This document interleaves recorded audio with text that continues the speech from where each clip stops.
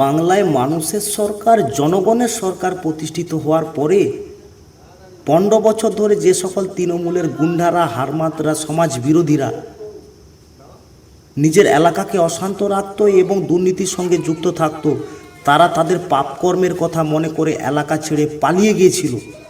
আমাদের রাজ্য সভাপতি শ্রমিক ভট্টাচার্য এবং আমাদের প্রাণের প্রিয় মুখ্যমন্ত্রী শুভেন্দুদার সৌজন্যতায় আজ নিজের এলাকাতে ফিরে এসে বিজেপির কর্মী সমর্থকদের দেখে উৎসাহমূলক কথাবার্তা বলছেন এবং এলাকাকে অশান্ত করার চেষ্টা করছেন। আপনাদের বলে দিতে চাই, বিজেপির কর্মীরা, বিজেপির কর্মী সমর্থকরা নিজের এলাকাকে শুধু শান্ত রাখতে জানে না, যারা এলাকায় উৎসাহমূলক কথাবার্তা বলে আবারও অশান্ত করার চেষ্টা করছে, তাদের ছাল তুলে নেওয়ার জন্য বিজেপির কর্মী সমর্থকরা প্রস্তুত আছে।